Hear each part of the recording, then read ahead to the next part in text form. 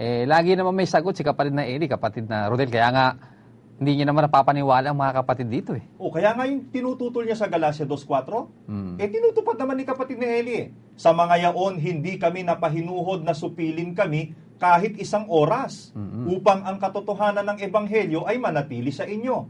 Kaya nga wala ka namang tutol na hindi sinagot ni kapatid na Eli sa harap ng kapatiran eh. Kaya ang kapatid, nananatili sa kapatiran, kapatid na Sani, ang katotohanan ng Ebanghelyo. O ngayon, bakit hinintay muna naming dumating ang ganitong pagkakataon bago ka namin sagutin? Kasi ang sikreto ganito. Ibubulgar na natin ngayon ang sikreto, Brad Sani. Kasi alam namin, pagkatiwalag mo sa samahang ito, alam namin, lulubusin mo na yung pagre-rebelde mo eh. Ilalabas mo na ngayon yung lahat ng mga tutol mo. Ngayon, kung ang gagawin namin eh, paglagay mo ng isang paksa sa YouTube, sasagot kami agad, mag-iingat ka. Hindi mo na ilalabas yung lahat ng gusto mong sabihin. Kumbaga sa aso, hinintay ka muna naming sumuka.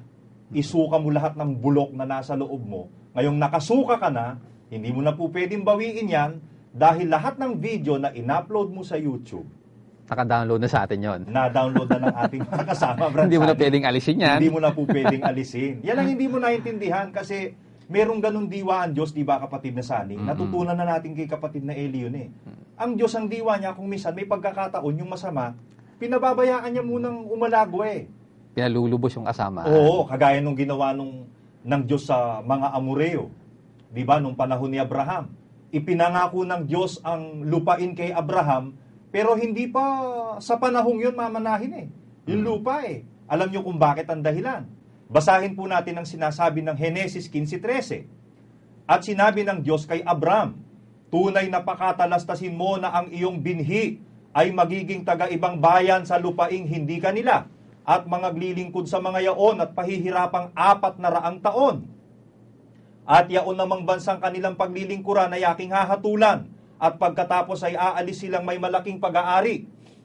Datapot ikaw ay payapang pasa sa iyong mga magulang at ikaw ay malilibing sa mabuting katandaan. At sa ika-4 na salin ng iyong binhi ay magsisipagbalik rito sapagkat hindi pa nalulubos ang katampalasanan ng mga Amoreo. Meron pang inintay na biro mong haba nun, Brad Sani, sa ika-4 na salin ng iyong binhi, saka pa babalik dito, sabi ng Diyos sa kanya, sapagkat hindi pa nalulubos ang katampalasanan ng mga Amoreo. Pinagbigyan muna ng Diyos yung mga taong yon. Yung mga Amoreo na malubos na muna nila yung katampalasanan nila. O bakit namin hinintay na mag-isang taon bago kasagutin? Hinintay naming malubos ang katampalasanan ni Willie Santiago. Mabuo mo, maisuka mo lahat ng baho mo, kagaya ng aso, Brad Sani, naisuka mo muna lahat ng bahong nasa loob mo, ngayong nakasuka ka na. Ako palagay ko, Brad Sani, naibuhos niya na lahat ng alam niya kasi nangongopya na eh. Oo. Kasi alam mo namang sagad siya sa aral ng Biblia. Wala naman siyang pagkukuhanan talaga ng katwiran sa Biblia na talagang galing sa Diyos. Ang gagawin na talaga nito mangopya ng aral sa ibang mga relihiyon. Kaya sure na tayo na talagang naisukan niya na. Oo. Lahat ng laman ng yung pondo niya. Ang pondo niya kasi nangongopya na, Brad Sani, sa ibang pananampalataya. Ngayong nakasuka ka na, uumpisahan na namin ngayong isa-isahin. Pero matindi to, Brad Sani. Matindi-tinding trabaho para sa ating pagsasama-sama ito. Alam mo kung bakit? Nakakadalawa pa lang tayo sa paksa niya. Hindi pa natin natatapos yung dami ng kalikuan at kamali ang pinagsasasabi niya. Kaya nga nung nag-post tayo sa YouTube, Brad Sani, sabi niya kasi, sa YouTube kami naglagay. Sa YouTube sila sumagot. Sabi niya, sinagot natin sa YouTube. Ngayon, sumagot tayo? Kailan natin sinagot? Kailan ba tayo sumagot? Eto. In-upload natin ito, Brad Sani, sa YouTube noong September 11, 2011. Linggo yon.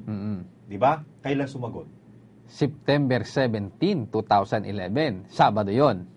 Lumipas ang 6 na araw o 144 hours. Ngayon, kung ibabalik mo sa kanya yung sinabi niya sa 2.4 ng Galacia. Pakinggan natin ulit yung sinasabi niya. Isang oras lang daw eh. Samantalang mga apostol Pablo, mga kapatid, sa mga hindi tunay na kapatid, yung mga nagliligaw lang, sabi niya, hindi payag ang mga apostol na masupil sila kahit isang oras. Ayan sinasabi niya. Yung daw mga apostol, hindi raw payag na pasupil kahit isang oras. Oo, na pinapalabas niya, uma-apply sa kanya yon. Oo, ina-apply niya sa kanya na sa kanya na hindi raw siya sinasagot. 1 taon na raw, kapatid na Rodel. Ngayon, sumagot tayo. Oo. Inabot ng 6 na araw bago siya sumagot, kapatid na Sani. At alam mo, yung files natin sa YouTube na isinagot natin doon sa kanyang mga palpak na turo, at ibinulgar natin yung mga pinagkukopya niyang aral dahil naubusan na siya ng isusukay, kapatid na Sani. Alam nyo, ang isinagot niya, Brad Sani, 18 files yung inilagay natin sa YouTube, ano? Yung pa lang yung na-upload natin, ano? Pero marami pa tayong mga maghintay ka, marami pa yan. Ngayon, yung na-upload na, eto ngayon ang sinagot niya, kapatid na Rodel. Sa haba-haba nung sinagot natin at ipinaliwanag na kanyang mga maling aral na pinagsasabi na ikinakalat sa YouTube, eto ngayon ang sagot. Sige, tingnan natin kung matalinong sagot itong sinagot niya.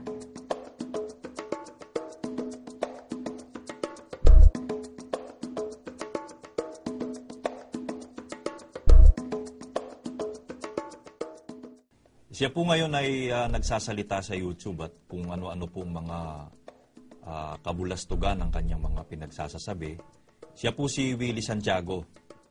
Walang utang na loob itong taong ito. Wala kang utang na loob. Ang kapal ng mukha mong aspire ka ngayon ng mga siwa ng iglesia. Alam mo kasi talagang ambisyoso lang itong taong ito eh. Masama ang isip ito sa kapwa-tao.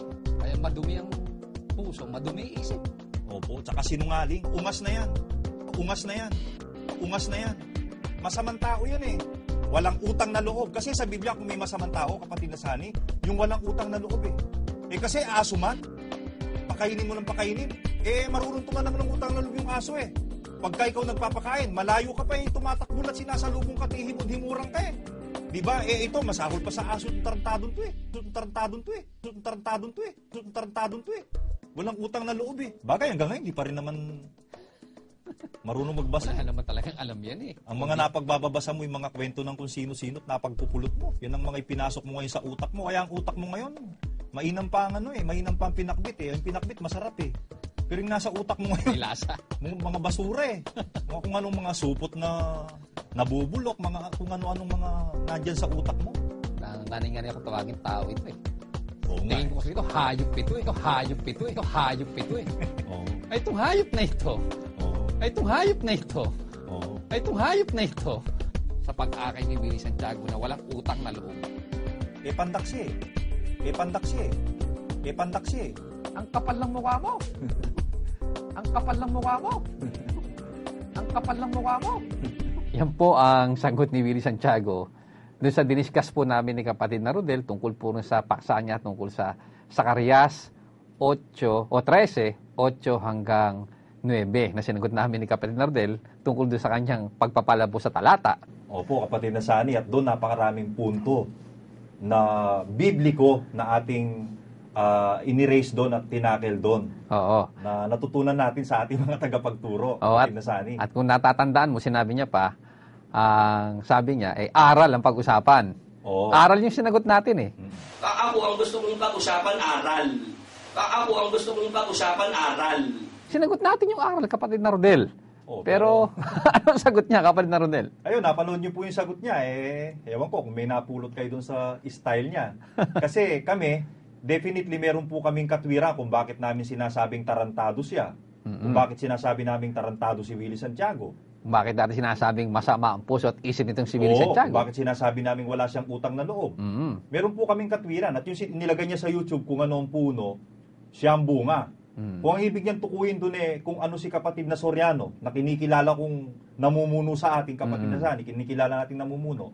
Kung ang ibig niya sabihin kung ano si kapatid na Soriano, ganun tayo, I am proud to be. Ako rin. Oo, kapatid na Sani. Bakit? Kasi ang natutunan natin kay kapatid na Soriano, maging prangka, hindi maging plastic at paimbabaw. Kapatid na Sani. Kung sabihin man natin yung salitang tarantado, meron talagang tarantado, kapatid na Sani. May pinag-uukulan. Oo, at lapat lang yun na sabihin mo sa taong tarantado talaga. Kapatid na Sani, kagaya nun. Basahin natin ang Kawikaan 25:11. Ito natutunan namin sa aming leader. Salitang sinalita sa kaukulan. ay gaya ng mansanang ginto sa mga bilaong pilak. Yung mansanang ginto, ilagay mo sa bilaong pilak, Brad Sunny, bagay na bagay yun eh. Lalong na-highlight yung halaga ng ginto pag nakalagay sa bilaong pilak. Yung pagkaginto niya. Yung salitang sinalita sa kaukulan, gaya ng mansanang ginto sa mga bilaong pilak. Kaya, yung pagsasalitang natutunan natin kay kapatid na Eli, ilapat mo yung salita doon sa kinauukulan, kapatid na Sunny. Ngayon, pinapakita niya kasi doon para tayong nagsasalita ng masamang salita, no? Hindi. Salitang lapat lang yon sa pagkatao ni Willie Santiago. Kagaya nun, bakit natin sinasabing tarantado siya? Abay, natataranta na talaga eh. Wala na sa wisyo eh. Wala na sa wisyo eh. At para patunayan naming wala sa wisyo ang taong ito, talagang natataranta na. Kaya lapat lang na tawaging tarantado si Willie Santiago, kapatid na Sunny.